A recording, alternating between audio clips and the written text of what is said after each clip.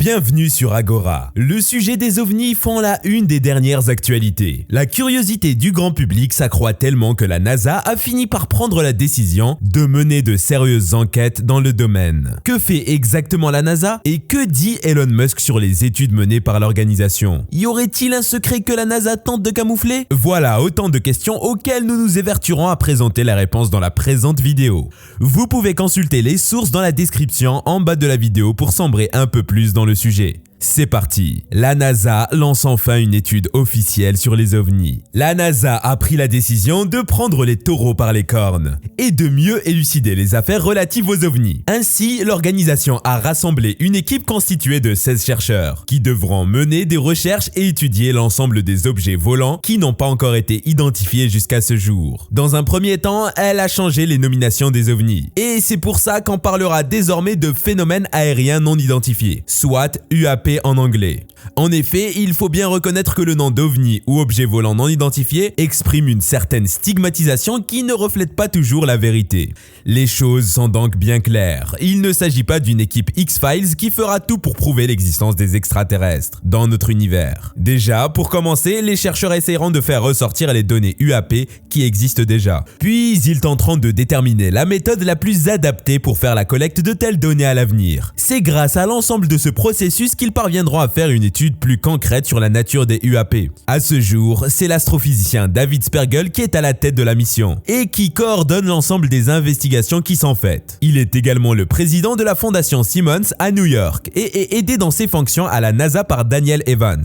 Ce dernier est l'administrateur adjoint dans le cadre de ses études de la NASA. Dans une conférence de presse donnée récemment, il affirme qu'au fil des décennies, la NASA a répondu à l'appel pour résoudre certains des mystères les plus déroutants que nous connaissons et que le sujet des ovnis ne fait pas l'exception. Il a poursuivi ses propos en affirmant que la NASA est spécifiquement très bien placée pour aborder et mener des investigations sur la question des UAP, car il n'y a qu'elle qui puisse exploiter à fond l'intégralité des données scientifiques afin de pouvoir avoir une idée précise sur ce qui se passe au-dessus de nos têtes. Pour la petite histoire, ce n'est pas la première fois qu'un programme est initié dans le cadre de l'étude des UAP. Les US Air Force avaient déjà réalisé une étude des PAN, phénomènes aérospatiaux non identifiés, entre 1952 et 1969, dans le cadre du projet Blue Book. De même, très récemment, il y a le Advanced Aerospace Threat Identification Program, AATIP, qui a pris fin en 2012 mais n'a été dévoilé qu'en 2017 par New York Times.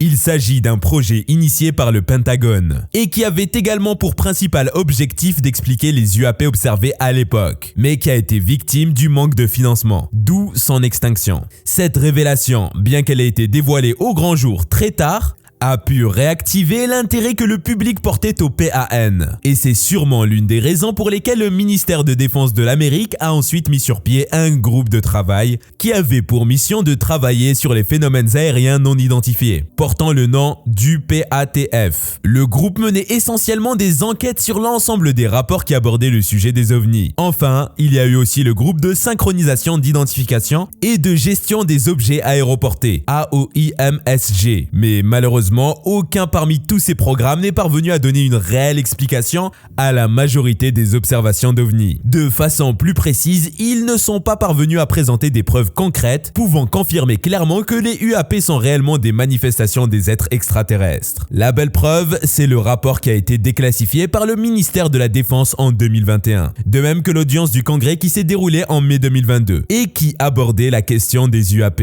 Même la NASA a déjà affirmé publiquement qu'il y a de faibles chances que les UAP observés soient des engins pilotés par des extraterrestres. Dans un communiqué de presse récent, l'organisation avait en effet déclaré qu'il n'existe aucune preuve que les UAP soient d'origine extraterrestre. Mais cela ne veut pas dire quand même que les extraterrestres n'existent sûrement pas. Sur cette question, Elon Musk avait déjà déclaré quelques mois plus tôt qu'il pense que nous sommes des machines mises au point par des extraterrestres, affirmant ainsi que ces créatures sont dotées d'un quotient intellectuel fortement supérieur au nôtre, et qu'une rivalité entre nos deux peuples anéantirait sans doute la race humaine. Lorsqu'il a été questionné sur le sujet, l'administrateur associé pour la science à la NASA, Thomas Zurbuchen, a affirmé qu'une partie du travail que le Congrès a attribué à la NASA ne consiste pas uniquement à l'application de la science fondamentale dans le ciel ou toute autre manipulation similaire. En effet, l'organisation est amenée aussi à trouver la vie au-delà de notre planète. Et c'est justement la raison pour laquelle plusieurs programmes d'astrobiologie ont été construits dans diverses disciplines en général, afin de permettre l'examen des phénomènes ou objets lointains à l'image de Mars, ou encore le modèle de vie dans Europe, la lune de Jupiter par exemple. Par ailleurs, l'administrateur associé a aussi abordé le sujet des recherches qui sont actuellement menées par la NASA. En effet, dans la présente étude, la NASA ne va pas essayer de faire un développement pour les explications qui seront données à propos des PAN extraterrestres ou autres phénomènes. Il s'agira surtout d'une mission de collecte de données où les résultats seront publiquement dévoilés à la population civile, à l'opposé de toutes les autres missions. Lors d'une conférence téléphonique, Spergel a déclaré ce qui suit. Nous espérons définir au moins une partie de la feuille de route sur la manière dont nous pourrions progresser à l'avenir. Pour quelles raisons la NASA recherche-t-elle des extraterrestres? Avant tout, il faut dire que la problématique de l'existence ou non des extraterrestres relève d'une question de sécurité nationale. L'étude qui est prévue et qui sera dirigée par la nouvelle équipe de chercheurs devra durer 9 mois et l'organisation prévoit un budget inférieur à 100 000 $. En effet, comme nous l'avons annoncé plus haut, l'équipe se chargera uniquement d'identifier les informations déjà disponibles sur la question. Il faudra ensuite déterminer la façon la plus idéale pour faire la collecte des données futures, de même que la façon dont la NASA pourra exploiter ces données pour faire progresser la compréhension scientifique des PAN. D'après Thomas Urbuchen, administrateur associé pour la science au siège de la NASA à Washington, les hommes disposent d'une large variété d'observations de la Terre qui ont été faites depuis l'espace. En plus de cela, les équipements d'observation sont disponibles et une équipe de pointe est désormais mise en place. Ceci pousse Thomas à espérer que la compréhension de l'inconnu va connaître une certaine amélioration dans les mois à venir. Et selon lui, les efforts déployés et les investigations qu'ils vont faire à ce sujet est bien la définition même de la notion de science. Dans l'un de ses récents communiqués, la NASA insiste bien sur le fait qu'elle ne fait pas partie de l'équipe de travail sur les PAN mise en place par le ministère de la Défense de l'Amérique. Toutefois, elle a plutôt coordonné la grande majorité des projets du gouvernement sur la façon de l'application des outils scientifiques qui permettent de faire la lumière sur la nature des PAN. Une fois de plus, l'organisation déclare qu'elle n'a à ce jour aucune preuve pouvant confirmer la présence réelle des extraterrestres. La NASA vise dans un premier temps la sécurité ainsi que la protection des aéronefs. Dans une première étape de leur étude, les chercheurs essayeront de trouver quel type de phénomène naturel aurait pu être responsable de telles observations d'origine inconnue. Il faut bien le rappeler, cette annonce vient à la suite de l'audience publique qui s'est déroulée au Congrès de Washington en mai 2022. Plusieurs cadres militaires ainsi que des hommes du renseignement de l'Amérique ont pris la parole et ont tous abordé la question d'un rapport qui a été rendu public par le gouvernement en 2021. Il abordait en effet la question des observations aériennes non expliquées par les pilotes militaires, de ligne ou encore commerciales. Pour la première fois de toute son histoire, le Pentagone a diffusé publiquement plusieurs vidéos présentant des ovnis. Ils en avaient recensé au total plus de 400. Évidemment, les médias n'ont pas tardé à rendre cette intervention publique. Le sujet controversé était resté en marge des politiques publiques pendant trop longtemps. Daniel Evans, désigné pour orchestrer l'étude, a déclaré que l'une des choses que les audiences du Congrès faisaient entendre et qu'il existe beaucoup de stigmatisation associée au PAN. Parmi les aviateurs militaires, il a poursuivi en affirmant que l'un des objectifs de l'étude est de lever le voile et le mystère qui rôde autour du sujet, afin de l'aborder plus ouvertement. Enfin, il a rassuré les médias en insistant sur le fait que les rapports seront publiquement dévoilés et accessibles à toute personne qui souhaite s'informer et s'approfondir dans les détails du sujet. Comment la NASA pense-t-elle procéder pour effectuer ses recherches? Répondre à la question de savoir si une vie extraterrestre a été trouvée est loin d'être une tâche facile à mener, même pour les scientifiques les plus aguerris. Ainsi, pour faciliter les choses, les chercheurs de la NASA ont décidé de mettre au point une échelle. Selon eux, cette dernière jouera un rôle primordial, car notre génération pourrait bien être celle qui découvrira la vie au-delà de la Terre. Sauf que ce potentiel s'accompagne d'une certaine responsabilité. Depuis plusieurs décennies déjà, nous attendons avec impatience le jour où la découverte d'une nouvelle vie au-delà des frontières terrestres sera annoncée fièrement et officiellement. Il faut même avouer que l'attente commence à devenir si longue pour de nombreuses personnes au point où ils commencent à confondre leurs plus grands rêves à la réalité. Il est vrai que nous n'avions jamais été si proches du but. Mais il faut quand même faire attention aux sirènes du sensationnalisme. Aujourd'hui, les chercheurs de l'agence ont décidé de ne plus travailler dans l'ombre et ont donc ouvert un dialogue qui devra permettre de cadrer au mieux les pratiques dans le domaine. Dans l'un de leurs récents articles, ils ont fait la proposition de mettre en place une échelle qui aura 7 niveaux. Chaque niveau de l'échelle traduit le degré de complexité qu'il faudra contrecarrer afin d'aboutir à la réponse de la question: sommes-nous seuls? Cette proposition particulière a été baptisée Confidence of Life Detection ou échelle, COLD, soit degré de confiance de détection de la vie en langue française. La COLD a été mise en place en s'inspirant directement d'une échelle qui était utilisée d'habitude par les chercheurs de la NASA pour évaluer à quel point une technologie est prête à être utilisée sur le terrain. Si l'on prend le cas de l'hélicoptère martien Ingenuity, elle a été positionnée au tout début au pied de l'échelle, car il ne s'agissait que d'une simple idée. Une idée qui a été ensuite développée pour devenir un engin testé à plusieurs reprises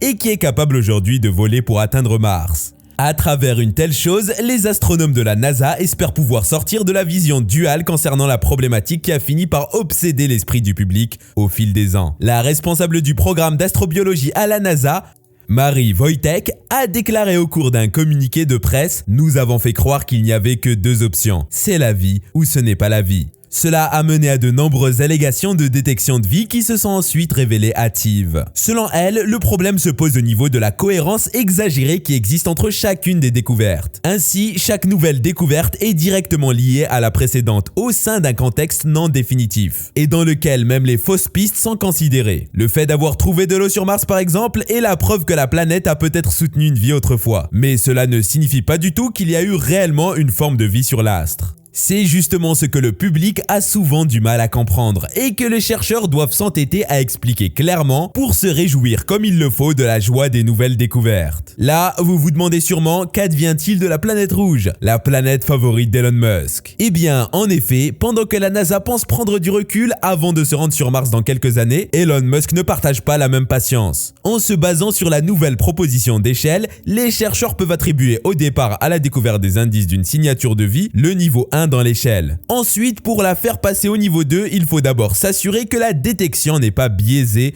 par un instrument contaminé sur Terre. Vient maintenant le niveau 3, qui ne sera atteint que si les chercheurs ont par exemple la confirmation que la découverte a été faite au sein d'un environnement propice comme un ancien lit de rivière ou de lac. Ils évolueront donc progressivement et chaque nouvelle découverte les rapprochera un peu plus de l'objectif. Pour passer au niveau 6, il faudra que plusieurs équipes totalement différentes et hétérogènes valide les preuves en faisant usage d'une variété d'instruments. Une fois que Perseverance, astromobile chargé de collecter les échantillons de la surface martienne, sera sur Terre, ces échantillons permettront donc de réaliser de telles vérifications. Cependant, il ne serait pas possible de passer au niveau 7 sans programmer une mission supplémentaire sur la planète rouge, uniquement dans le but de confirmer ce qui a été prouvé. Car atteindre le plus haut niveau de confiance nécessite la participation de la communauté scientifique au sens large, indiquent les chercheurs de la NASA. Elon Musk. Et si les explications réalistes de la NASA freinent la quête de la découverte de la vie extraterrestre? Fusées, voyages dans l'espace, voitures électriques et bien d'autres choses encore. Voilà le quotidien du grand homme d'affaires Elon Musk. Son intelligence lui a permis non seulement de mériter le titre de l'homme le plus riche de la planète, mais également de mener les réflexions les plus poussées sur notre avenir. Ainsi, à l'occasion du sommet G20, groupe des 19 économies les plus développées du monde en 2022, le milliardaire a pimenté son apparition en s'adressant à tous les participants venus des 4 coins du monde et réunis à Bali, à travers une vidéoconférence. Assis dans le noir, entouré par des bougies, suite à une panne d'électricité sur la base indonésienne où il était, le milliardaire a abordé la nécessité de construction de tunnels afin de remédier au problème des embouteillages. Sauf que son discours a viré vers un point plus surprenant, qui n'est rien d'autre que SpaceX, et le voyage qu'elle s'obstine à organiser sur Mars.